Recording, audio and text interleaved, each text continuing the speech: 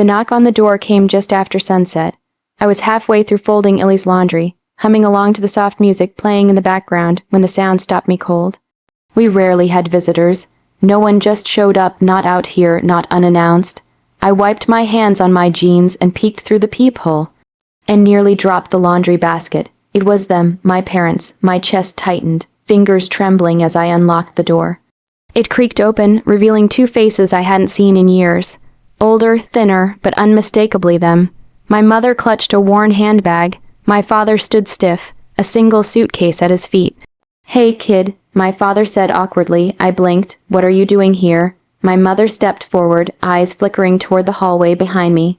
"We didn't know where else to go. We hit some hard times, lost the apartment. Your father's health isn't great, and—" Her voice trailed off, and her eyes filled with something I almost mistook for remorse. Almost, I stood frozen.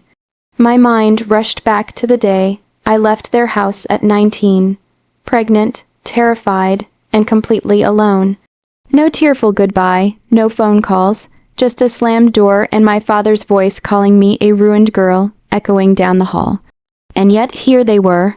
I glanced back toward Illy's room. He was in there, probably drawing superheroes on his wall-sized sketch pad.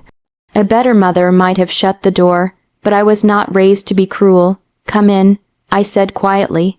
That first week was careful. I gave them the master bedroom, the one with the en-suite bathroom.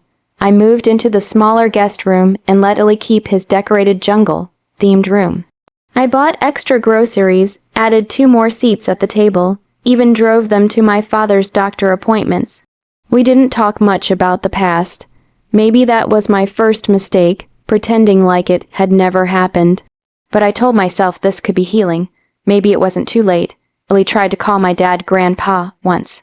He looked at him like he just said a curse word. "Call me Tom." He snapped. I pulled Illy aside later and told him not to take it personally. It wasn't long before things began to change. The polite tone faded. My mother began commenting on everything: how I dressed, how I raised Illy, how I overcooked the rice.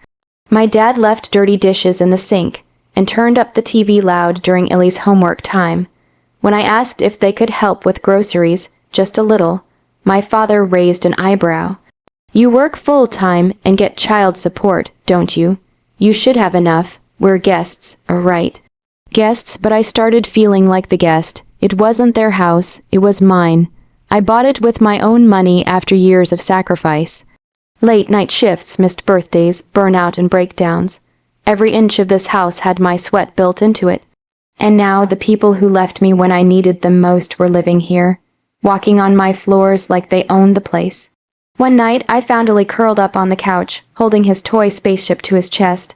"What are you doing here, baby? It's late." He looked up, eyes wide. Grandma said I was too loud in my room. I hugged him tightly and carried him to bed. After I closed the door, I stood there, staring at the wood grain, wondering what mistake I had made. Was I doing this for Illy, for closure, for redemption, or was I just repeating old patterns? I went to sleep that night with my heart in my throat, whispering to myself, "You opened the door. Now you have to find a way to close it again." The house felt different now, colder. It wasn't just the turning season or the quiet that followed Illy's bedtime stories. It was the tension, thick, sour, invisible, but always there. I felt it in the way my parents spoke to me, like I was a guest overstaying my welcome. My own damn house. It started with the silence, then the side comments, then it turned into something meaner. One morning, I was in the kitchen packing Illy's lunch. Peanut butter and jelly, no crust's his favorite. My mother walked in, stared at the breadcrumbs on the counter, and let out a loud sigh. "You used to be more careful with cleaning," she muttered, opening the fridge. "I guess some people just stop caring after they pop out a kid." I froze mid-slice. "I work, Mom, every day. I clean after I get home, usually when you're asleep in the room I gave you." Her tone sharpened. "We didn't ask for special treatment. We just didn't think we'd be living in such chaos." I bit my tongue, shoved the sandwich into a baggie, and walked out. That night, Illy accidentally spilled juice on the coffee table.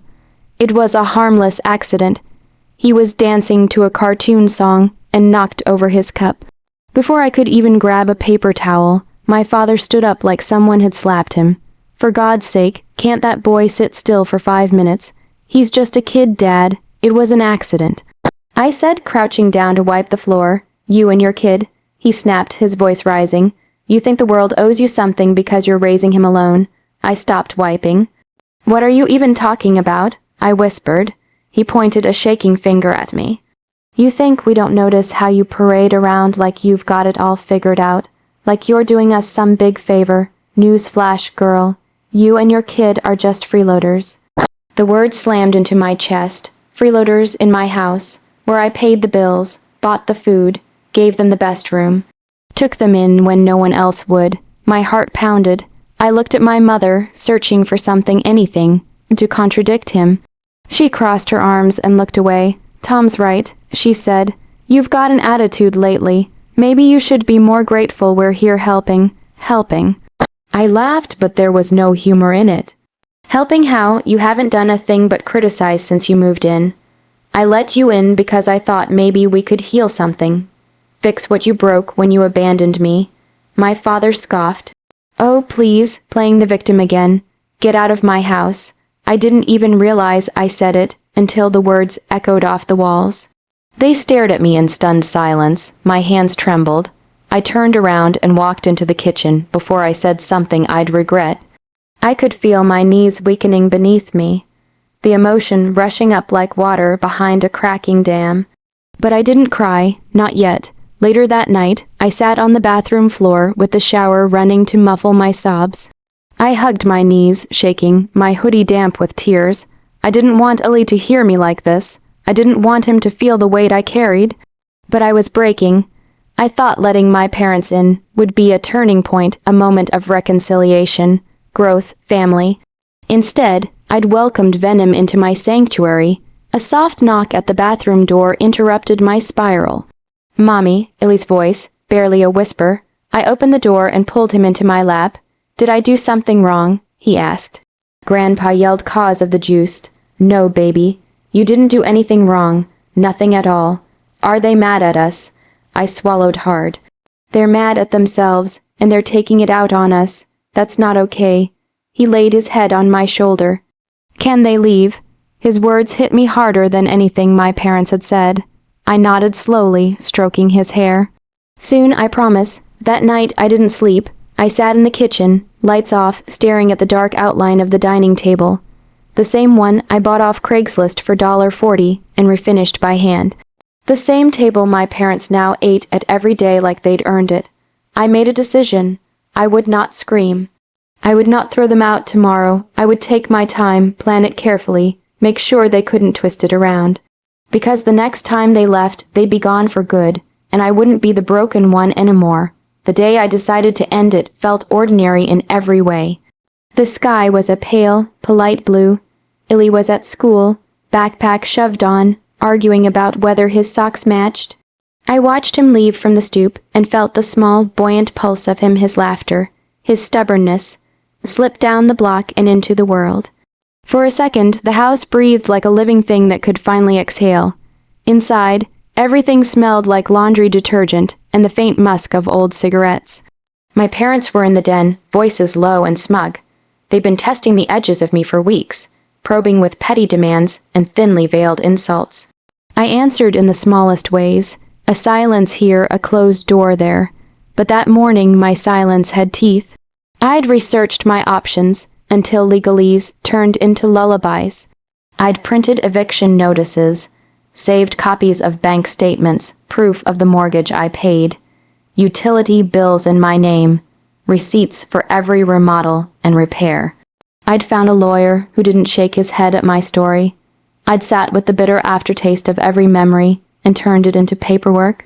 When my father came into the kitchen, his mouth already forming a complaint, I slid the envelope across the counter like it was an ordinary bill.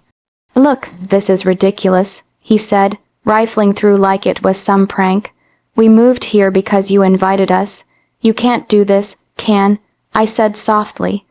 And I did. My mother's face crumpled in a way that used to make me rush to her side, to fix whatever small thing was broken. That reflex had been trained out of me, by years of being left to fix myself. You can't make us leave, she pleaded. Where will we go? We're adults who can make arrangements for themselves. I finished. You waited 10 years to come back into my life only when you needed something. You called me names in my own living room. You called my son a freeloader. My father snapped, "You're twisting this." No, I said. I'm done explaining. They read the notice again, as if more memorized words would change the meaning.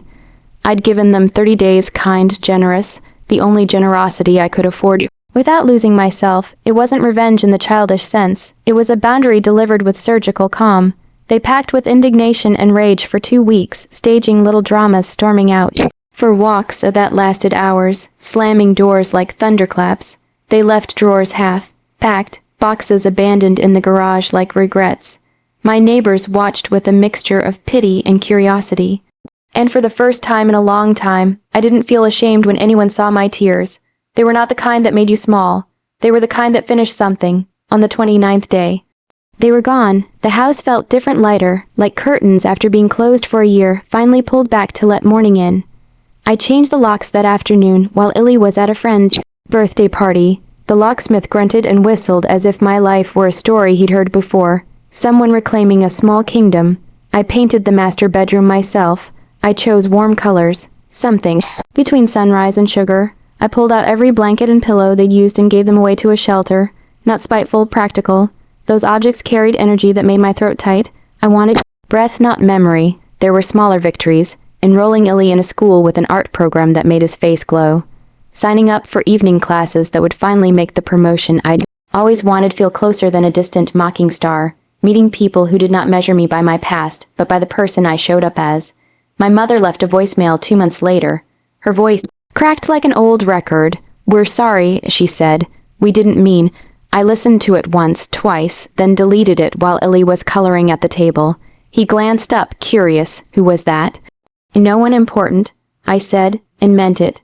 Revenge, I decided, was not about the sound of doors slamming or the satisfaction of watching someone fall.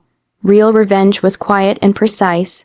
It was the sound of locks changing, the steady grow of a bank account that would buy security, the slow, stubborn flowering of my son's laugh in a house that finally belonged to him. There were nights I still woke with my chest constricted, the screams of that day echoing. Healing isn't linear, but slowly the sharp edges softened. When Illy learned to tie his sneakers, he beamed like he'd solved a mystery. When I got the promotion, I screamed into my pillow until I was hoarse and felt proud in a way that had nothing to do with who had abandoned me. Once, months later, my father saw me in grocery store. We were close enough that his mouth opened and closed like a fish out of water. He mouthed hello, and I offered a small, polite nod. I didn't need to rebuild him into the person he could have been. I was busy building myself into the home we both deserved. That evening, Illy fell asleep with his hands tucked under his cheek, and I watched the slow rise and fall of his small chest. The house hummed with ordinary noises, the refrigerator's soft sigh, the high, steady whir of the upstairs fan. I kissed his forehead, the smallest, most sacred of promises. "You'll never have to worry about being a freeloader," I whispered, voice ridiculous with love and exhausted from the fight. "Not here. Not ever." He mumbled in his sleep, a content little sound, and I laughed then. Low and breathy, a sound that belonged to me alone. The sweetest goodbye hadn't been a moment. It was 1,000 small decisions stitched together. To say no, to walk away from old hurt, to protect my child, and to keep the home I'd built. The revenge was not a thunderclap. It was morning after a long, stormy night. It was sunlight finding the cracks and filling them with gold. I'd given them shelter once. I gave them the truth the second time. And in the quiet that followed, I learned how to be brave enough to stay.